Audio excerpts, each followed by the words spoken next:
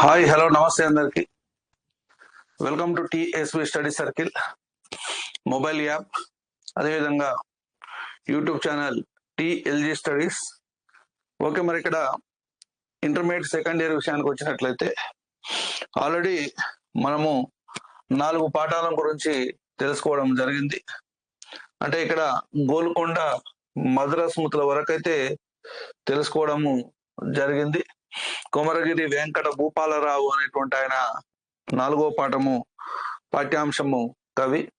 ఇప్పుడు 5వ పాఠము మా భాగవతంలో మేము. ఈ మా భాగవతంలో మేము అనేటువంటి ఈ పాఠ్యాంశం ఎవరిది అని అంటే చిందు ఎల్లమ్మది. మరి ఇక్కడ భాగవతం గురించి, వీధి భాగవతం గురించి, యక్షగానం గురించి, అంటే ఇక్కడ భాగవతము అని అంటే ఒకటే గుర్తుపెట్టుకోండి, ఇక్కడ చెప్పింది ఏంటి అని అంటే భాగవతము అని అంటే యక్షగానం.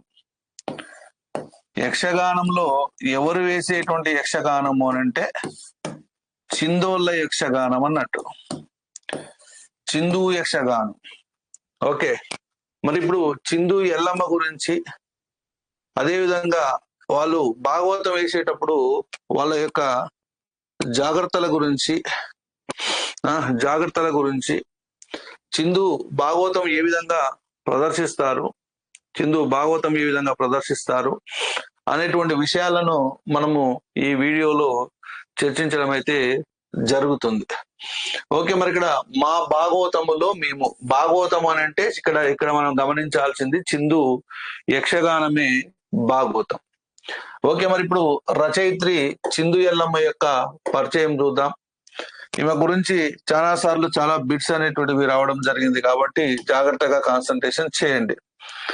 భారతీయ జానపద కళ ఔన్నత్యాన్ని, వైభవాన్ని ప్రపంచానికి చాటి చెప్పినటువంటి కళాకారిణి చిందు ఎల్లమ్మ.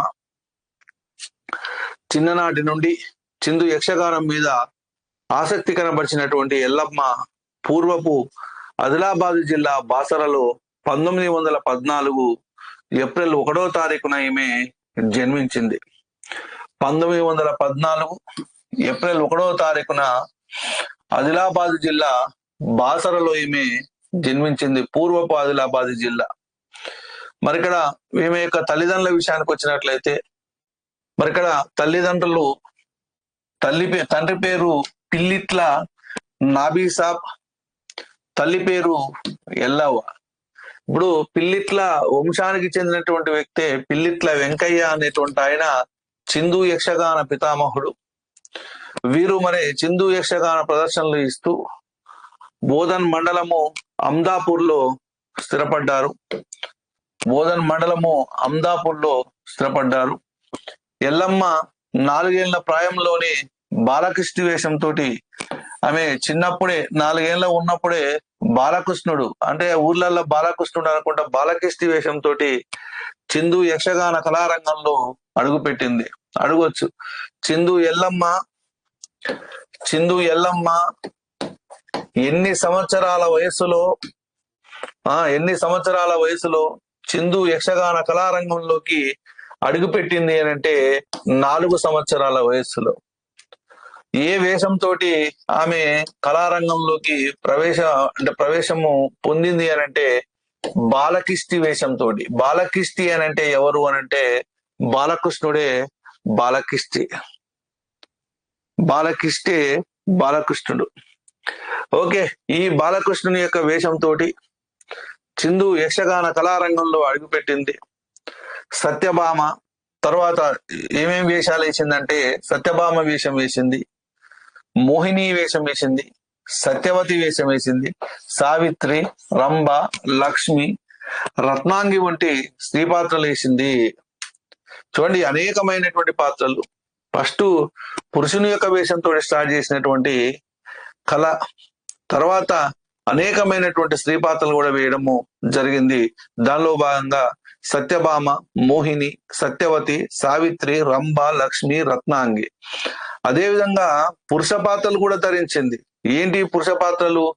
ధర్మాంగదుడు అనేటువంటి పాత్ర, మందాత చక్రవర్తి, కుశలుడు, హనుమంతుడు వంటి పురుష పాత్రలు కూడా ధరించింది.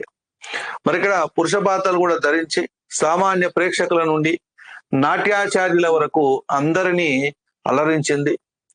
నరసింహస్వామి వంటి ఉగ్రరూప పాత్రలు ధరించి జాతీయ అంతర్జాతీయ వేదికల మీద ప్రదర్శనలను ఇచ్చింది. మరి ఈ చిందు ఎల్లమ్మకు 14 సంవత్సరాల వయసులోనే వివాహము జరిగింది. కానీ చిందు కళకే అంకితం కావాలనేటువంటి ధ్యేయంతో వైవాహిక జీవితానికి స్వస్తి పలికి తన జీవితాన్ని కళకు అంకితం చేసింది. క్షణకాలము తేడాలోనే స్త్రీ పురుష పాత్రలతోటి మెప్పించగలిగినటువంటి మేటి కళాకారిణి ఎల్లమ్మ. అసలు ఎల్లమ్మ ఈమె అసలు పేరు ఏమిటి అనంటే సరస్వతి. అసలు పేరు సరస్వతి. ఎల్లమ్మ వేషం ధరించింది కాబట్టి మరి చిందు ఎల్లమ్మ అని అంటారు. అసలు పేరు ఏం పేరు అనంటే సరస్వతి. ఓకేనా, రైట్. మరి ఇట్లాంటి కళాకారులను అరుదుగా చూస్తుంటాము. క్షణకాలం తేడాలోనే స్త్రీ వేషం వేస్తుంది, మళ్ళీ ఎమ్మటే పురుష వేషం కూడా వేయడము జరుగుతుంది. మరి ఈమె యొక్క ప్రదర్శన చూసి నాట్యాచార్య నటరాజ రామకృష్ణ ప్రశంసించడము జరిగింది. అంటే పేరిణి నృత్యంలో ప్రసిద్ధుడైనటువంటి నటరాజ రామకృష్ణ ఈమెను ప్రశంసించడము జరిగింది. అదేవిధంగా 1918లో కళారంగంలో ప్రవేశించినటువంటి ఎల్లమ్మ తొలి అధికారిక ప్రదర్శన 1979లో నిజామాబాద్ జిల్లా కలెక్టరేట్ లో ఇచ్చింది. ఇచ్చింది తొలి ప్రదర్శన. ఏ సంవత్సరంలో అనంటే 1978లో. ఈమె కళారంగంలోకి ప్రవేశించింది ఎప్పుడు అనంటే 1918లో. ఈమె పుట్టింది 1914లో. 4 ఏళ్లకే బాలకృష్ణుడి వేషంతో ఈమె కళాంగ రంగంలో ప్రవేశించింది. కానీ అధికారిక ప్రదర్శన మాత్రం 1979లో నిజామాబాద్ జిల్లా కలెక్టరేట్ లో ఇచ్చింది. అంటే ఇంతకుముందు ప్రదర్శనలు ఇచ్చింది కానీ అధికారుల యొక్క సమక్షంలో అధికారిక ప్రదర్శన మాత్రం ఇచ్చింది. అప్పటికే ఆమె గ్రామాల్లో కొన్ని వేల ప్రదర్శనలు మాత్రం ఇవ్వడం జరిగింది. మొదటి రాష్ట్ర స్థాయి ప్రదర్శన 1980లో హైదరాబాద్ రవీంద్ర భారతిలో నాటి ముఖ్యమంత్రి సమక్షంలో ఇవ్వడము జరిగింది. 1982లో రాష్ట్ర సాహిత్య అకాడమీ విశిష్ట సభ్యత్వం కూడా లభించింది. అదేవిధంగా 1984 సంవత్సరంలో మాస్కో నగరంలో తొలి అంతర్జాతీయ ప్రదర్శన అనేటువంటిది ఇవ్వడము జరిగింది. ఇది మనకు టెట్లో రావడం జరిగింది. 1984 సంవత్సరములో మాస్కో నగరంలో తొలి అంతర్జాతీయ ప్రదర్శన ఇచ్చింది. మాస్కో నగరంలో తొలి అంతర్జాతీయ ప్రదర్శన ఇచ్చింది. ఆ తర్వాత 1986లో జరిగినటువంటి అప్నా ఉత్సవ్లో జాతీయ ప్రదర్శన ఇచ్చింది. చిందు కళలో తన అభినయానికి 1998-99లో కళారత్న పురస్కారము, 1999లో హంసా పురస్కారము, 2004లో రాజీవ్ ప్రతిభా పురస్కారాలను అందుకున్నటువంటి ఎల్లమ్మ అనేక సాంస్కృతిక సంస్థల సన్మానాలు పొందింది, సత్కారాలు అందుకున్నది. అందుకనే 2004లో అప్పటి ప్రభుత్వము ఆమె గౌరవార్థము నిజామాబాద్ నుండి బోధన వరకు గల రహదారికి ఎల్లమ్మ రహదారిగా నామకరణం కూడా చేయడము జరిగింది. అంటే 2004లో అప్పటి ప్రభుత్వము ఆమె గౌరవార్థము నిజామాబాద్ నుండి బోధన వరకు గల రహదారికి ఎల్లమ్మ రహదారిగా నామకరణం కూడా చేయడము జరిగింది. రైట్. మన ప్రస్తుత పాఠ్యభాగము చిందు ఎల్లమ్మ మాటల్లోనే ఆమె జీవితాన్ని రికార్డు చేసినటువంటి నేను చిందుల ఎల్లమ్మను. చిందు భాగవతము ఆత్మకథలోనిది. ఈ పుస్తకానికి కూర్పు సంపాదకుడు డాక్టర్ కె ముత్యం. అంటే చిందు ఎల్లమ్మ యొక్క జీవితాన్ని గురించి ఒక పుస్తకము ఆమె జీవితాన్ని రికార్డ్ చేసి చేయడం జరిగింది. ఆ పుస్తకం పేరు ఏం పేరు అంటే నేను చిందుల ఎల్లమ్మను, చిందు భాగవతం ఆత్మకథలోనిది.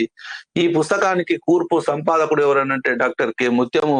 ఈయన శాతవాహన యూనివర్సిటీ ప్రొఫెసర్ గా పనిచేసింది. ఇప్పుడు ఆయన లేడు. మరి ఇక్కడ చిందు ఎల్లమ్మకు సంబంధించి ఆమె ఏ విధంగా భాగవతాన్ని ఏ విధంగా ప్రదర్శించేది, చిందు యక్షగానాన్ని ఏ విధంగా ప్రదర్శించింది అనేటువంటి విషయాలను మనం ఈ పాఠ్యాంశంలో తెలుసుకుంటాము. గోల్కొండ మధుర స్మృతులు అనేటువంటిది మనము కవి గురించి మొత్తము తెలుసుకోవడము జరిగింది. గోల్కొండ పాఠ్యాంశం లోపల అది సాహిత్యంతో సంబంధం లేదు కాబట్టి ఇక్కడ మనము చర్చించుకోలేదు. అన్ని పాఠాలు ఇక్కడ చర్చించుకోబడవు. ఏవైతే సాహిత్యంతో సంబంధం ఉన్నటువంటి పాఠాలు ఉంటాయో అవి మాత్రమే ఇక్కడ చర్చించుకోబడతాయి. కాబట్టి జాగ్రత్తగా మీరు గమనించాలి. ఓకేనా? రైట్. పాఠ్యభాగం ఇది సాహిత్యంతో సంబంధం ఉన్నది కాబట్టి, జానపద సాహిత్యంతో సంబంధం ఉంది కాబట్టి ఈ పాఠ్యభాగాన్ని అయితే మనము చర్చించుకుంటాం. ముందు 4 గుంజలు, వెనక మరి 2 గుంజలు పాతి పందిరేస్తాం. అంటే యక్షగానాన్ని ప్రదర్శించేటువంటి సమయంలో ముందు 4 గుంజలు వాడతాం, వెనక మరి 2 గుంజలు వాడతాము, పాతి పందిరేస్తాం. ఆ పందిరి కిందనే మేము భాగవతం ఆడతాం. పందిరి లేకుంటే మేము భాగవతం ఆడం. పందిరిని చాందిని అని కూడా అంటాము. ఇది ఇంపార్టెంట్ బిట్. అంటే చిందు యక్షగానం వేసేటువంటి వాళ్ళ పందిరిని ఏమంటారు అని అంటే చాందిని అని అంటారు. చాందిని అని అంటారు. ఇది ఇంపార్టెంట్ బిట్ అమ్మ. పందిరికి 3 పక్కల సోళ్ళు కడుతుంటివి. సోళ్ళు 3 పక్కల అంటే ఏదన్నా బట్టలు లాంటివి. ఆడేటి పక్కల కాక సోళ్ళు అంటే ఎడ్లకు కట్టే పగ్గాల కంటే ఇంకా దొడ్డుగా ఉండేటువంటి తాళ్ళు. ఇవి సోళ్ళు అనంట. జనుము తాళ్ళు అనంట. అంటే పశువులకు కట్టేటువంటి, ఎడ్లకు కట్టేటువంటి తాళ్ళ కంటే ఇంకా దొడ్డుగా ఉండేటువంటి ఇవి సోళ్ళనంట. ఆ సోళ్ళను పందిరికి 3 పక్కల కడుతుంటివి. అంటే ఎవరు లోపలికి రాకుండా ఉండడం కోసం. భాగవతం చూసే మంది మస్తు కోరుతనము తోటి వచ్చి మా మీద పడతారని భయపడి కట్టుకుంటుంటివి సోళ్ళు అని చిన్న నవ్వు నవ్వింది. అంటే చిందు ఎల్లమ్మ ఆమె గురించి చెప్తున్నటువంటి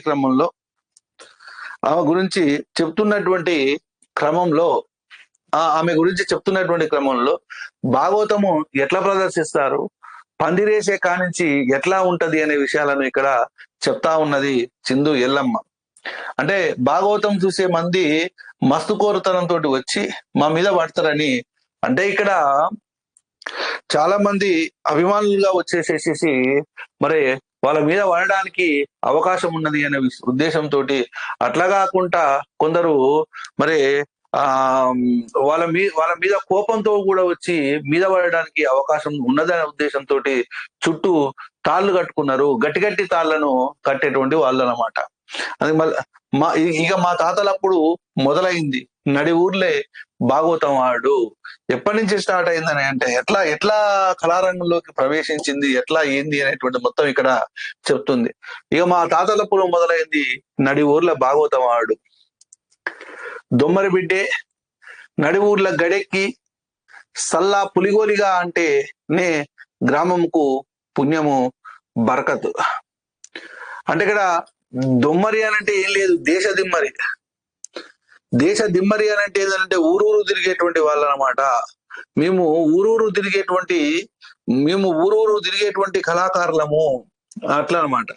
నడి ఊర్ల ఆ అరుగెక్కి సల్లా పులిగోలిగా అంటేనే గ్రామముకు పుణ్యం అనంట. అంటే అందరూ మంచిగుండాలి అని ఆమె దివనార్తి పెడితేనే ఊరికి బరకతు అనంటే ఏం లేదండి, ఇది తెలంగాణ మాండలిక పదము. బరకత్ అవుతుందనంటే లాభము అని అర్థం. మాదిగ చిందోళ్ళు భాగవతం ఆడితేనే బరకతు. మాదిగ చిందోళ్ళు ఎందుకన్నారు అనంటే వీళ్ళు మాదిగల యొక్క ఉపకులం, సబ్ క్యాస్ట్ చిందోళ్ళు. వీళ్ళనే సిందోళ్ళు అని అంటారు. మాదిగ చిందోళ్ళు భాగవతం ఆడితేనే బరకత్ అని. దొమ్మరి బిడ్డే గడ ఎక్కి సాలా పులిగోలిగా అని బియ్యం సల్తది. మాదిగ చిందోళ్ళు ఎల్లమ్మ ఏషము కట్టి చెరువుల ముఖం గడితేనే మోక్షము బరకత్ అని.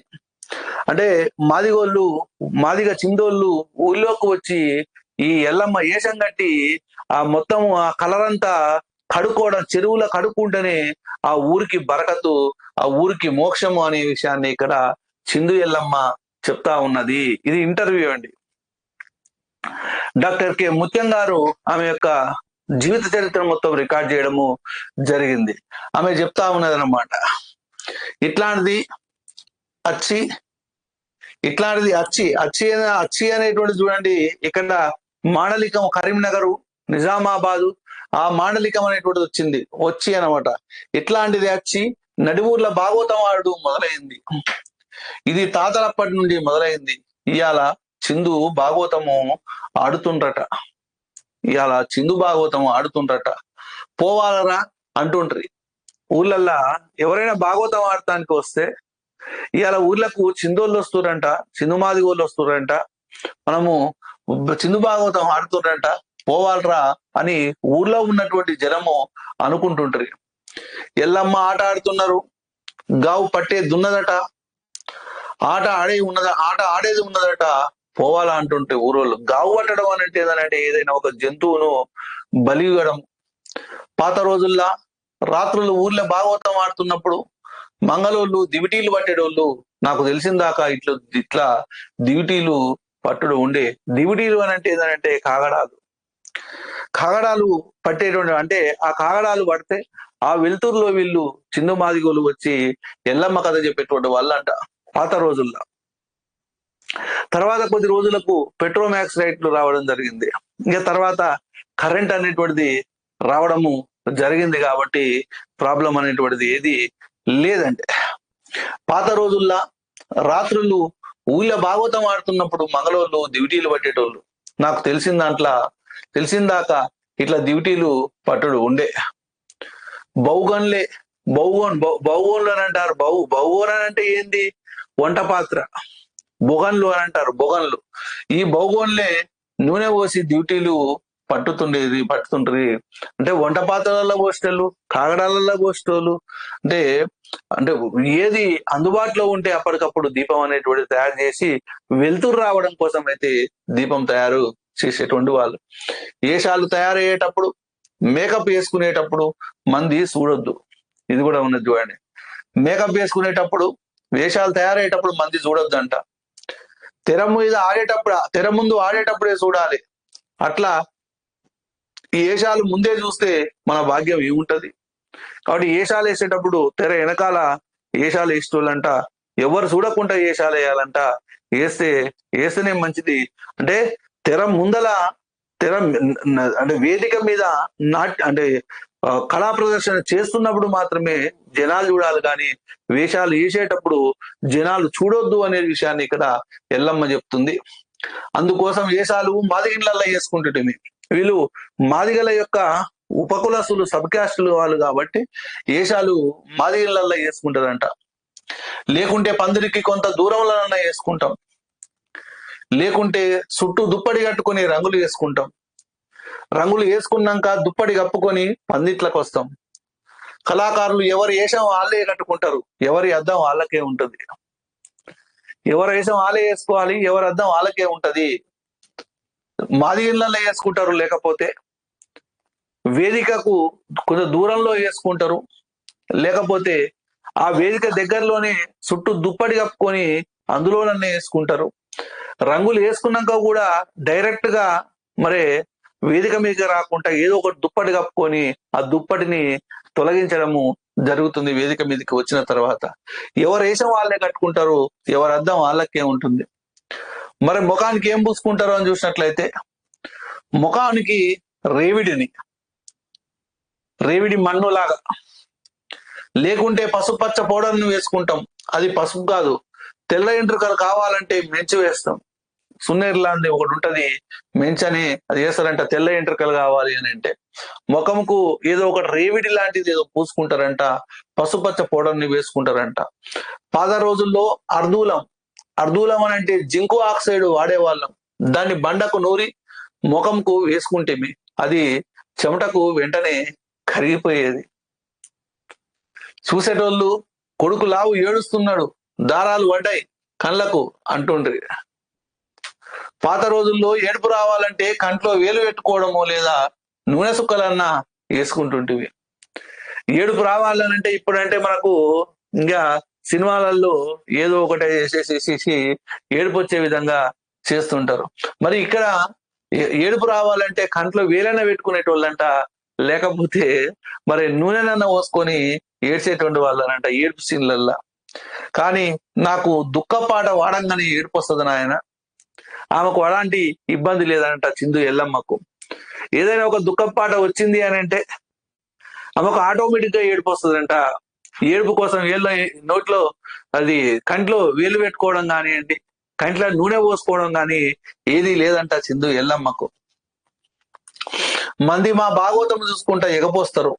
మేము ఏడుచుకుంటా కీర్తనలు గాని పద్యాలు గాని పాడుతున్నటువంటి సమయంలో మంది చూసేటోళ్ళు కూడా ఏడుస్తారంట. ఎట్లా ఏడుస్తారనంటే ఎక్కెక్కి ఏడుస్తారంట. అంత బాగా చెప్పేటోళ్ళం అనేటువంటి విషయాన్ని ఇక్కడ చిందు ఎల్లమ్మ గారు డాక్టర్ కె ముత్యానికి ఇంటర్వ్యూ ఇవ్వడము జరిగింది.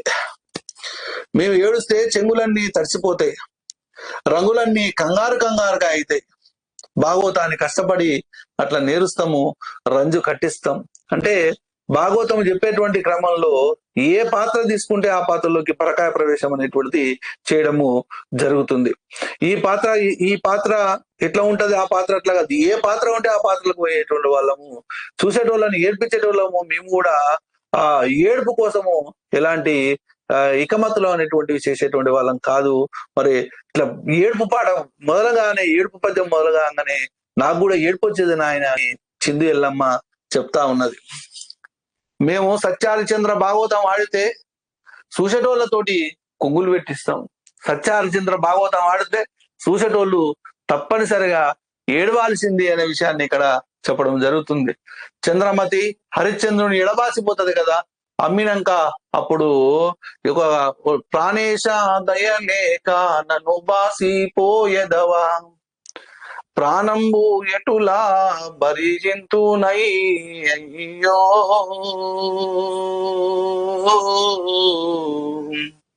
పశువుల నమ్మిన పగిది శిశువును నన్ను అమ్మించి, వశముగా నట్టి ఆపదలు వచ్చే మనకు. ఇట్లా అంటే ఈ చంద్రమతి అంతా హరిశ్చంద్రుని ఎడబాసిపోతున్నది, వదిలిపెట్టి పోతున్నది, అమ్మేస్తాడనమాట. సత్యహరిశ్చంద్రుడు తన భార్య అయినటువంటి చంద్రమతిని అమ్మేసినప్పుడు అప్పుడు చంద్రమతి ప్రాణేశ దయలేక నన్ను బాసిపోయేదవా అంటే, ఓ భర్త ప్రాణంబు ఎట్టుల భరింతునయ్యో, పశువుల నమ్మిన పగది శిశువును నన్ను అమ్మించి వశముగానట్టి ఆపదలు వచ్చే మనకు. పశువులు అమ్మినట్టుగా నన్ను అమ్మేసినవు, శిశువును నన్ను అమ్మేసినవు అని చెప్తుంటారు అనమాట. అంటే ఇట్లా ఆ సీన్ చూసి ఎవరికైనా ఏడుపు వచ్చేది, కొంగులు దడిచేవి అనే విషయాన్ని ఇక్కడ చెప్తుంటది. అని వాడుతుంటే ఆడుతుంటే మంది ఏడుస్తుంటే ఎక్కి దొరలు ఈ భాగవతం చూస్తున్నప్పుడు అంటుండ్రి, మేము ఇట్లనే కొంగులు పెట్టుకొని ఏడుద్దుమా, బంద్ చేస్తారా అని దొరలు అనేటువంటి వాళ్ళంట. ఓ గంగారం, ఓ ఎల్లవ్వ, ఇదేం ఏడుసుడు, ఏం కథ, దేవుడా జర బంద్ చేయండి అని దొరలు అనేటువంటి వాళ్ళంట. ఊళ్ళో చూసేటువంటి సందర్భంలో దొరలు కొంచెము గట్టిగా మాట్లాడేటోళ్ళనంట. ఏంది మరి అందరిని ఏడిపిస్తారా ఏంది అని తిట్టేటోళ్ళనంట ఇక్కడ ఎల్లమ్మ చెప్తున్నది. అట్లాడిగా మందితోని కొంగులు పెట్టిస్తుంటిమి. అట్లా భాగవతం ఆడుతోని ఇట్లా పేరు వచ్చింది. అట్లా ఆనాడు భాగవతం ఆడినావు కాబట్టి ఇట్లా పేరు వచ్చింది. అందుకే నువ్వు ఇంటర్వ్యూ చేస్తున్నావు నన్ను, మన పుస్తకాలకు ఎక్కింది ఎందుకనంటే అందుకేనండి. ఆనాడు అంత బాగా కథ చెప్పినాం కాబట్టి, జనరంజకంగా చెప్పినాము కాబట్టి ఈనాడు పేరు రావడం జరిగింది అనే విషయాన్ని ఇక్కడ చెప్తుంది. మరి ఇక్కడ భాగవతం వేసేటటువంటి సందర్భంలో, చిందు యక్షగానాన్ని ప్రదర్శించేటువంటి సందర్భంలో వాళ్ళ వేషాలకు భుజకీర్తులు, కిరీటాలను ఎట్లా తయారు చేసుకుంటారో చెప్పింది. భుజకీర్తులు కిరీటాలను మేమే తయారు చేసుకుంటాం.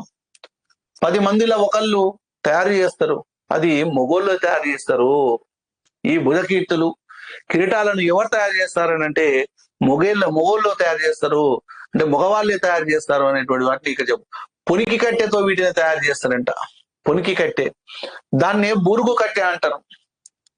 అగ్గిపుల్లలు చేసేది దాంతో నేను అగ్గిపుల్లలు చేసేటువంటి కట్టె పేరు పొనికి కట్టె, దాన్నే బూరుగు కట్టె. దీంతోటే భుజకీర్తులను, భుజాలకు వేసుకునేటువంటి భుజకీర్తులు, కిరీటాలను తయారు చేస్తారు. కలిపెల్లి గుట్టకు పొనిక కట్టె మస్తుగా దొరుకుతుంది. కలిపెల్లి గుట్టల పొనిక కట్టె మస్తుగా దొరుకుతుందంట. పూర్వం పెద్ద పెద్ద గుట్టలు అడవులు ఉంటుండే, దొనకంటి కటారపల్లె దిక్కు దొరుకుతుండే. గట్లు ఎక్కి దిగితే కలిపెల్లి వస్తుంది. మునుపు ఆడ దొరుకు, ఇప్పుడు చూద్దామన్నా దొరకలేదు ఆ గట్లల్లా. ఇప్పుడు దొరకలేదంట, అప్పుడు దొరికిందనంట. మరి ఆ పొనిక కట్టెతోటి ఈ భుజకీర్తులు, కిరీటాలను తయారు చేసింది. ఇప్పుడు గట్టు యాడుంది, చెట్టు యాడుంది, అంతా నాశనం చేసిరి. నాశనం 16 పాళ్ళు అయ్యింది. నాశనం చేసేసారు. గట్టు లేదు, గుట్ట లేదు, అన్ని చెట్టు లేదు, ఏమి లేదు అని బాధపడుతున్నది. భుజకీర్తులు, కిరీటాల డిజైన్లు, చెక్కుడు అంతా మేమే చేసుకుంటాం. ఆడవాళ్ళ పాత్రల నగలు కాడికెళ్ళి, అంటే ఆడవాళ్ళ పాత్రలకు వేసేటువంటి నగలు కానివ్వండి, భుజకీర్తులు కానివ్వండి, కిరీటాల డిజైన్లు అన్నీ మేమే చేసుకుంటాం. పురుషుల కిరీటము చేసేటందుకు 12 నెలలు, ఆడవారి కిరీటంకు ఏడాది అర్థం పడుతుంది. ఇట్లా కష్టపడి చేసినవి మంచిగా కాపాడుకుంటే 10-12 ఏళ్ళు నడుస్తాయి, లేకుంటే రేపే అంటాయి. అంటే పురుషుల కిరీటం చేయడానికి ఎన్ని నెలలు పడుతుందనంటే 12 నెలలు పడేదంట. అంటే 1 సంవత్సరం పాటు పురుషుల కిరీటం చేసేందుకు పడుతుంది. అదేవిధంగా ఏడాదిన్నరార్థము ఆడవారి కిరీటానికి పడుతుంది. ఇట్లా కష్టపడి చేసుకున్నటువంటి పురుషుల కిరీటము, స్త్రీల కిరీటము మంచిగా కాపాడుకుంటే 10-12 ఏళ్ళు నడుస్తాయి, లేకుంటే రేపే అంటే. ఆడవాళ్ళ హారాలు, పేర్లు చేసుడు కూడా చాలా చాలా చాలా కష్టం అనే విషయాన్ని ఇక్కడ చిందు ఎల్లమ్మ గారు చెప్తా ఉన్నారు. శంఖ చక్రాలు, కిరీటము, భుజకీర్తులు, సూర్య కిరీటము, మకర కుండలాలు, కంఠసారే, పెద్ద పేరు, ఇవన్నీ రాజుయేషంకు అవసరం.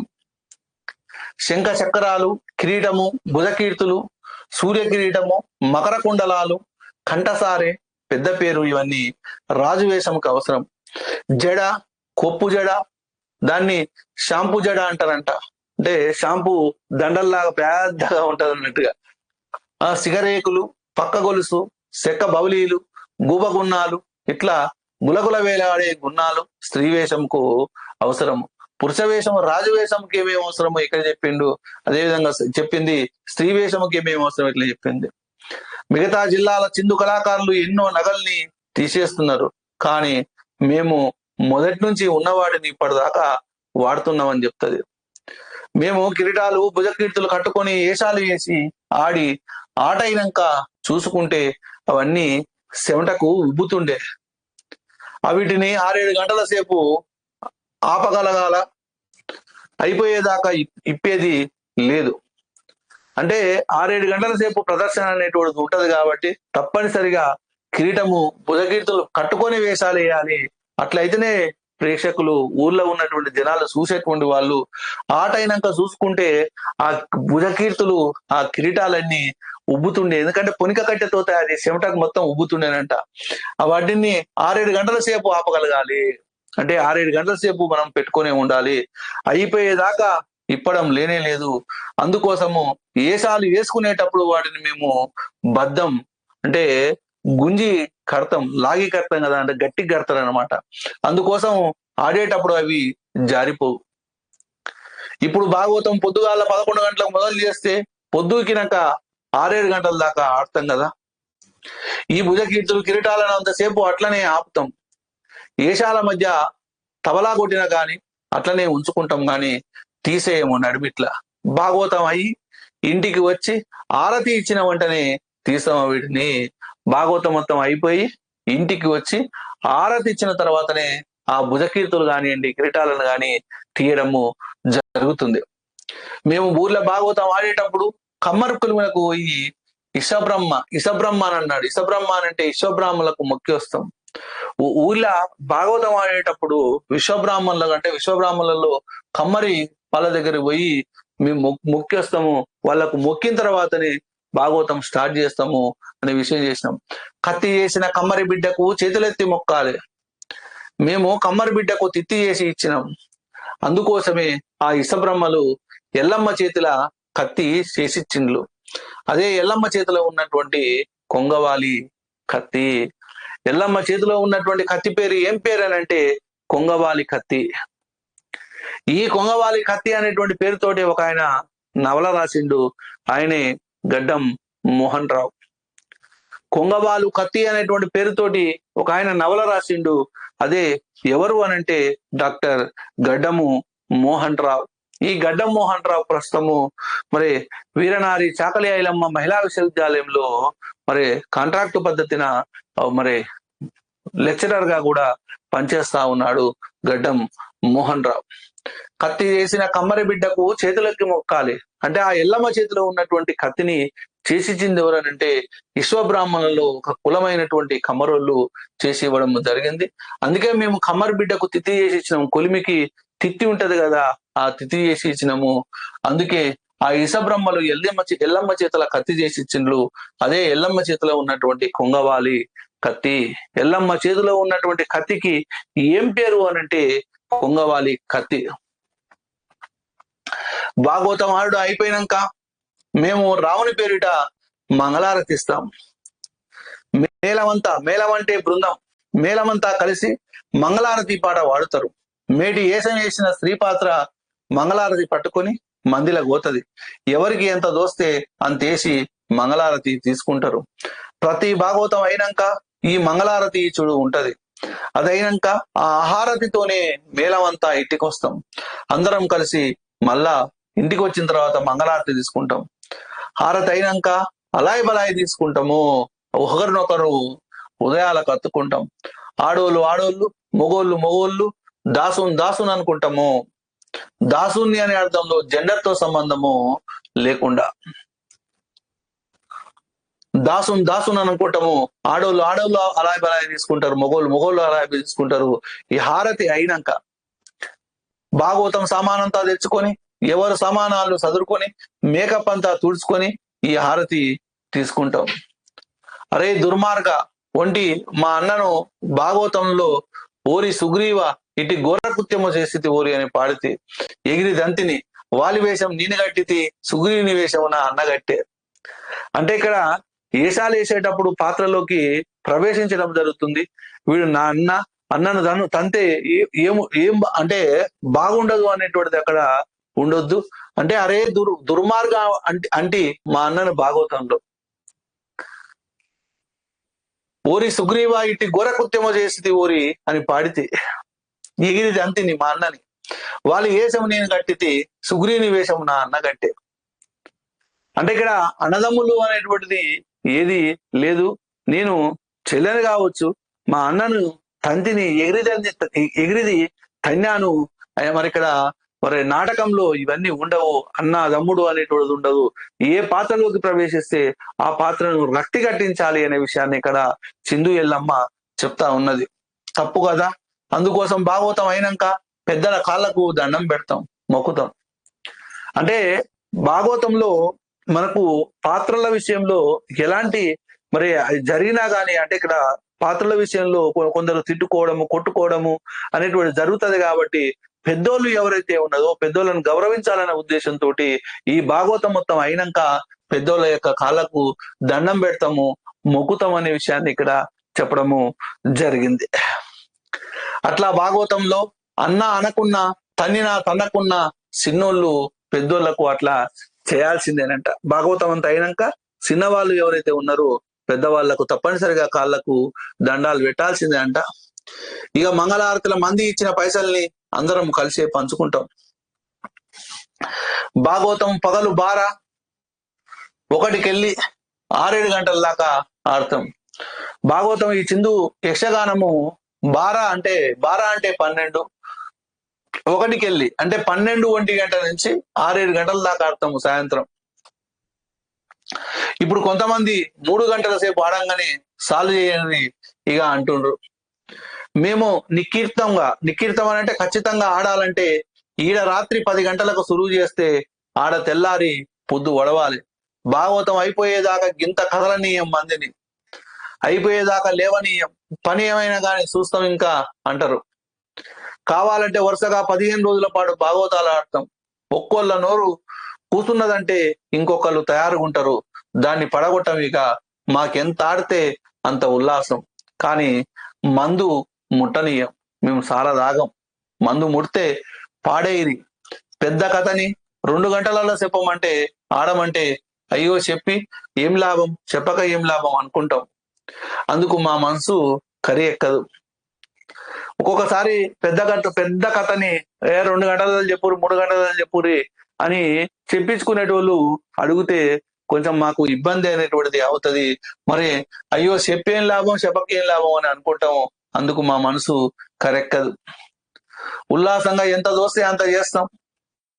ఇవాళ రేపు 3 గంటల సేపు భాగవతం చూస్తే లావైపోయా అంటే జనం అయ్యో నడుములు వచ్చే ఇంటికాడ ఏమాయను అంటున్నారు. ఇంతకు ముందు అయితే ఈ ఆట మళ్ళా దొరకదు మాకు, మీరు మళ్ళా వచ్చే వరకు బతుకుతామో వస్తామో ఎల్లవా, మీరు తెల్లగోలు చెప్తారు, విడమర్చి చెప్తారు, అందుకే వస్తాం. దాసరోళ్ళు బీసరోళ్ళు ఆడుతారు, వాళ్ళ మొదలారా మేము బోము, మంచిగా ఆడండ్రి అంటారు.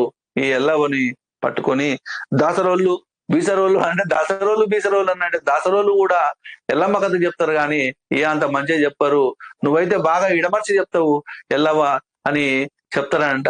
వచ్చేటటువంటి వాళ్ళు కూడా, నాటకం చూస్తానికి వచ్చినటువంటి వాళ్ళు కూడా వీళ్ళు మళ్ళీ ఎప్పుడు వస్తారు, వాళ్ళు వచ్చిన దాకా సస్తమో బతుకుతామో అని కథ వినేటువంటి వాళ్ళు అనంట.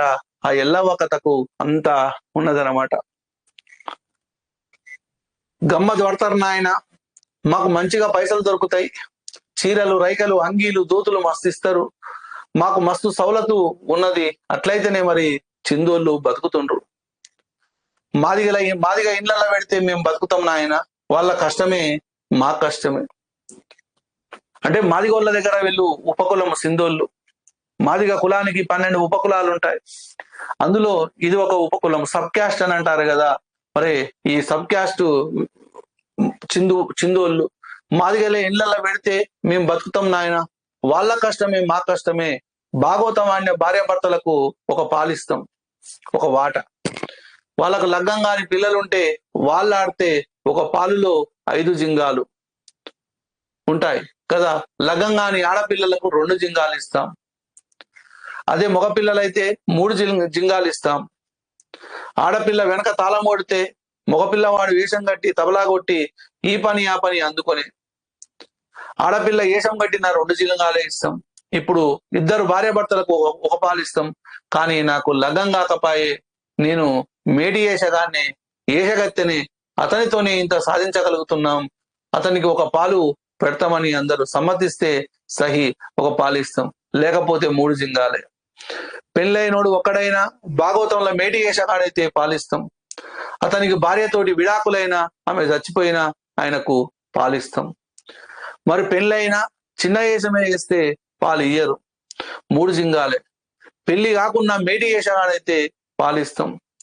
ఈ పంపకాల గురించి అప్పుడప్పుడు పొట్లాటలు తగాదలు కూడా అవుతాయి. మా అండ్ల మేమే సంపాదించుకొని నువ్వెక్కువ ఎట్లా తిన్నావు, నాకు కాకుండా నువ్వు అక్కడ ఎట్లా అడుక్కున్నావని మాట్లాడుకొని పరిష్కరించుకుంటాం. మేము టికెట్ పెట్టి భాగవతం ఆడం, ఇప్పటిదాకా ఆడలేదు, ఇక ఆడం కూడా. వరంగల్ జిల్లా ఇట్లా ఆడుతున్నారట. టికెట్ కు పైసలు ఇస్తేనే భాగవతం చూడనియాలి, లేకుంటే లేదు అంటే దబ్బున పైసలు ఉండవు. అప్పుడు ఏం కావాలి? టికెట్ పెట్టి ఆడితే చేసుకున్నదే కష్టం అన్నట్లు. ఊళ్ళోకి పోతే ఆమ్దాన్ని ఏమి ఉండదిగా. ఊళ్ళకెళ్ళి వేరైపోయినట్లే నాయ. నువ్వు చూడనిచ్చినావురా, పైసలు తక్కువ ఉన్నాయంటే రానియకపోతివి, మిట్టంగా చూడంగా ఎల్లగొడుతీవి, మళ్ళా అది ఇది ఏమంటా వస్తీవి అంటారు ముఖం మీదనే. మేము కళాకారులం అయితివి, మాకు కలకల అనిపిస్తుంది, చూసేటందుకే ఆడుతున్నామా, మరి పైసలు లేవంటే పోనీయకపోతే ఎట్లా? గ్రామంలో ఒక భాగవతం ఆడినాం అనుకో, ఒక ఇంటికి పోయినాం అనుకో, మానేడు బియ్యం పెట్టేది, పప్పు పెట్టేది, కారం పెట్టేది, చింతపండు పెట్టేది, అది లాభమా? బతుకుతాం అట్లా. వాళ్ళు పైసలు ఇస్తే ఎడిపోతాయో. మేము పూర్వం నుండే మా తాతలప్పటి నుండి ఊళ్ళను వంచుకుంటుండేవి, అప్పటి నుంచి ఉన్నది ఇది. ఇంకా పాత రోజుల్లో అయితే నీకు లగుంటే శక్తి ఉంటే నువ్వు ఆడినావు, నాకు లగుంటే నేను ఆడినా. ఇప్పుడు అట్లా లేదు. ఎవరికి వాళ్లకు ఊళ్ళు పట్టాలైనవి, ఊళ్ళు వంచుకున్నాయి, తలా 20-30 ఊర్లు వచ్చినాయి.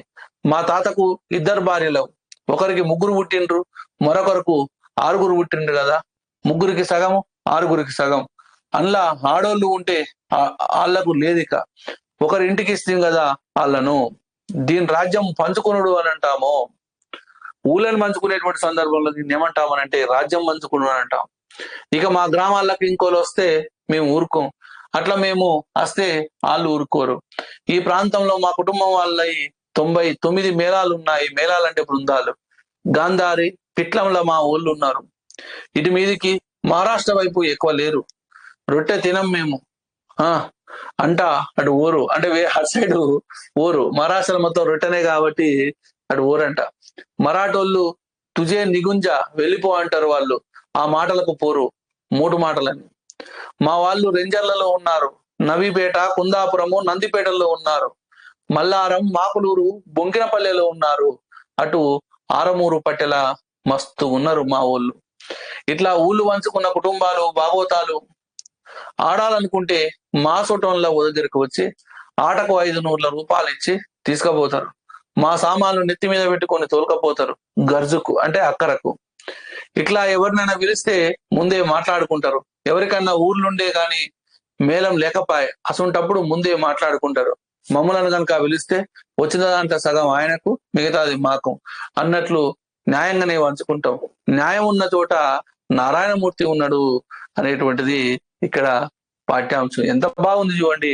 చిందు ఎల్లమ్మ ఆమె చెప్తుంటే కళ్ళకు కట్టినట్టుగా ఇక్కడైతే మనకు ఉన్నదండి. కళ్ళకు కట్టినట్టుగా చిందు ఎల్లమ్మ తన భాగవతం గురించి చెప్పడము జరిగింది.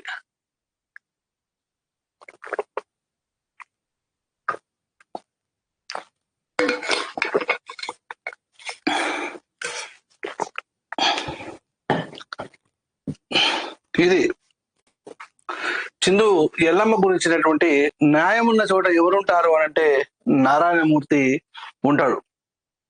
ఇక్కడ పొనిక కట్టే ఆ తర్వాత సృజనశీలత అనేటువంటి పాఠ్యాంశము ఉన్నది. ఈ సృజనశీలత అనేటువంటి పాఠ్యాంశం గురించి ఏపీజే అబ్దుల్ కలాం అనేటువంటి ఆయన ఈ పాఠ్యాంశాన్ని రాయడము జరిగింది. మరి ఇక్కడ ఏపీజే అబ్దుల్ కలాం గురించి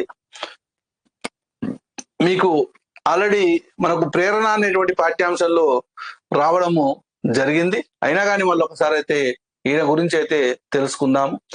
భారతదేశపు మిసైల్ మ్యాన్ గా పేరు పొందినటువంటి ఏపీజే అబ్దుల్ కలాము రక్షణ రంగంలో, అంతరిక్ష రంగంలో విశిష్ట సేవలు అందించినటువంటి తర్వాత భారతదేశానికి 11వ రాష్ట్రపతిగా ఎన్నికయ్యాడు.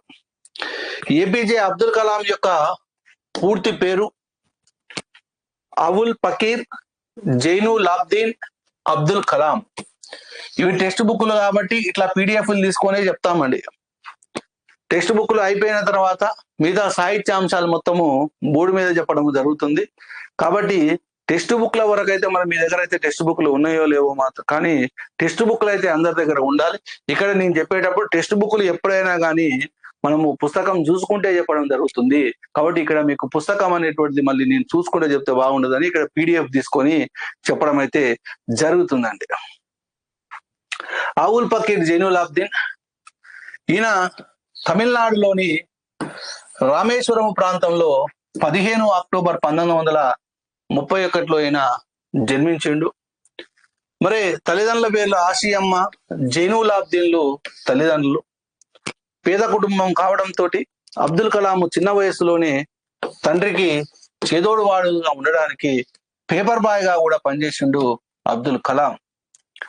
శాస్త్రవేత్తగా Abdul Kalam defence research and development organisation DRDO లో చేరి సైన్యం కోసం చిన్న హెలికాప్టర్ను తయారు చేయడం ద్వారా తన వృత్తిని ప్రారంభించాడు.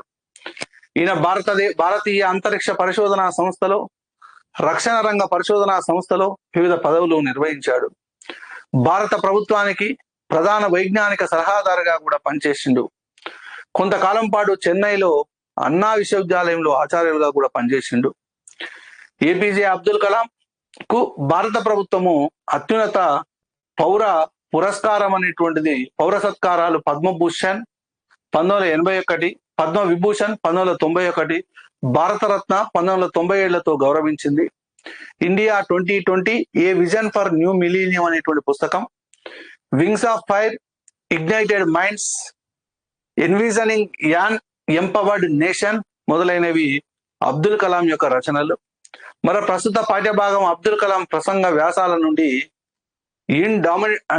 ఇండామిటేబుల్ స్పిరిట్ అనేటువంటి ఆంగ్ల పుస్తకానికి, వాడ్రేవు చినవీరభద్రుని యొక్క తెలుగు అనువాదము ఎవరికి తలవంచకు అనేటువంటి పుస్తకంలోనిది. ఎవరికి తలవంచకు అనేటువంటి పుస్తకంలోనిదే ఈ పాఠ్యాంశం. రైట్. మరి ఈ పాఠ్యభాగం నేపథ్యం ఏంది అని అంటే, ఇది అవసరం లేదు. మరి ఇక్కడ మానవ మేధాశక్తి సృజనాత్మకతల ముందు ఏ కంప్యూటర్ నిలబడదు. ఈ సమస్త విశ్వం మనతో స్నేహపూర్వకంగా ఉండటమే కాకుండా మనలో కళలు కలే వారికి, కష్టించి పనిచేసే వారికి అత్యున్నతమైనది అందివ్వడానికి సిద్ధంగా ఉంది. దానికోసం యువత కొత్తగా ఆలోచించాలి, నూతన ఆవిష్కరణలకు సిద్ధం కావాలి అని విద్యార్థులకు తెలియజేయడం, కలాం దార్శనిక దృష్టిని, ఆలోచనలు, ఆదర్శాలను అందించడమే ఈ పాఠ్యాంశం యొక్క ప్రధానమైనటువంటి ఉద్దేశంగా మనమైతే చెప్పుకోవచ్చు. ఓకే, ఇది అబ్దుల్ కలాం గురించినటువంటి సమాచారం అండి. ఓకే, నెక్స్ట్ ఇంకొక కవి గురించి ఉన్నది. అదేవిధంగా మనకు నా ప్రథమ విదేశీ యాత్ర ముద్దు రామకృష్ణయ్య గురించి ఉన్నది. దాంతో పాటు మనము ఇంకా ఫస్ట్ ఇయర్ పాఠ్యాంశాలను కూడా చూద్దామండి. ఓకే, ఈ రోజు చాలు. మరి రేపటి క్లాసు మళ్ళీ మనము కలుసుకుందాం. ఓకేనా? రైట్. ఒకవేళ లైవ్ మిస్ అయినా కానీ మనకు అందులో చూసుకోవచ్చు, లైవ్ లో చూసుకోవచ్చు. కాబట్టి లైవ్ క్లాసెస్ అనేటువంటిది ఉంటది కాబట్టి అక్కడ మీరైతే చూసుకోవచ్చు. దాని గురించి మీరు టెన్షన్ పడాల్సిన అవసరము ఏం లేదు. ఒకసారి లైవ్ మిస్ అయినా కానీ చూసుకోవచ్చు. చాలా మంది ఏమంటున్నారు అంటే, సాయంత్రం పూట చెప్పొచ్చు కదా సార్ క్లాసు అని అంటా ఉన్నారు. మరి సాయంత్రం పూట ఇప్పుడు మార్నింగ్ లైవ్ మిస్ అయినటువంటి వాళ్ళు సాయంత్రం చూడండి. ఒకవేళ సాయంత్రం పూట క్లాస్ పెడతారు అనుకోండి, సాయంత్రం మిస్ అయినటువంటి వాళ్ళు మార్నింగ్ చూడండి.